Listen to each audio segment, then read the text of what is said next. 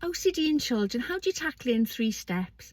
Hi, my name is Julie, and since my daughter was diagnosed with severe OCD at 14, I've been on a mission to help other parents by sharing strategies that work for us when helping our daughter resume a more normal life around OCD. Because prior to get professional help, I was doing all the wrong things and feeding OCD until it was controlling the whole family. So how do you tackle OCD in children? Here are 3 steps that I would say would be useful for you. Number 1, you need to actually check whether your child has actually got OCD. That would involve going to a GP who, if they think your child has got OCD, will refer them, and they'll generally get put on a list to see a specialist, which in the UK would be with CAMS. The difference between general anxiety and OCD anxiety is general anxiety generally revolves around lots of different anxieties, which can often change daily. OCD, on the other hand, that anxiety will normally focus around one specific anxiety or worry.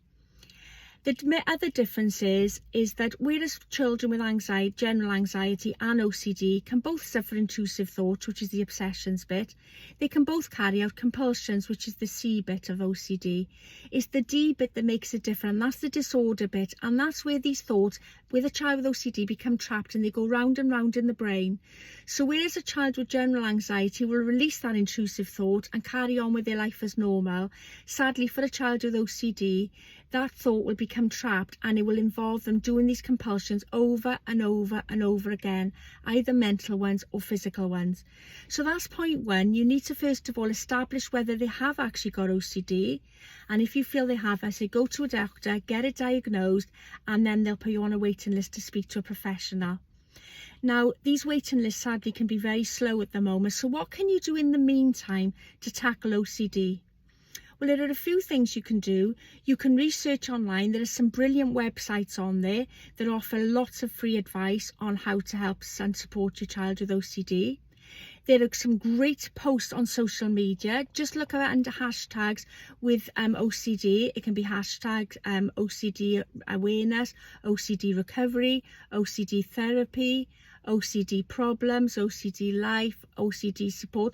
Just type in hashtag OCD and all these other hashtags will come up, and there are some brilliant community posts out there which can help enormously. There are people like myself who blog about OCD, and I also offer books and workshops to help children with OCD. Just check out my website, which is www.themindmonsters.co.uk, or you can message me for further information.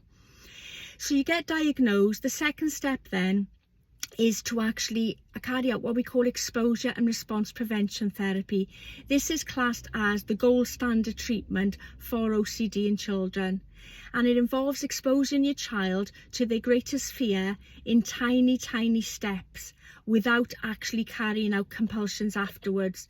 Now, word of advice, this is a very slow, lengthy process, because obviously trying to expose a child to their biggest fears can be enormous, and it can take a long time just to expose them to one fear, let alone how many fears they may have around their particular OCD theme. So it's again, I blog a lot about exposure and response therapy. I also do lots of posts on my Instagram account, so check me out there as well. I'm juliederrick-55A on Instagram. So that's the second point. You need to introduce exposure and response prevention therapy. The third part then is to distract the uncomfortable. I found that distracting them when they were carrying out this exposure therapy helped enormously in getting them on board with therapy and keeping them consistent.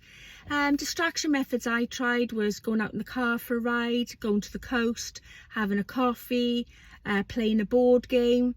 Music was massive. We used to have a playlist of when anxiety was high, because managing OCD is very much about keeping their anxiety bucket low and to try and puncture holes in that bucket before it overspills into an OCD episode.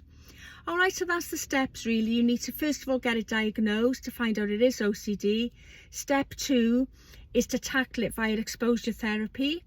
And number 3 is to distract the uncomfortable by trying to find ways to distract the thoughts while you're carrying out exposure therapy. I cover this in a lot more depth, as I say, within my blogs, my social media accounts like Instagram, and also via my website you can find details of children's books that I write to tackle OCD in children, and also I do parent workshops as well to help you support and manage OCD in children. Thanks for watching. If you found this useful, please pop a comment in and a like and subscribe to my channel.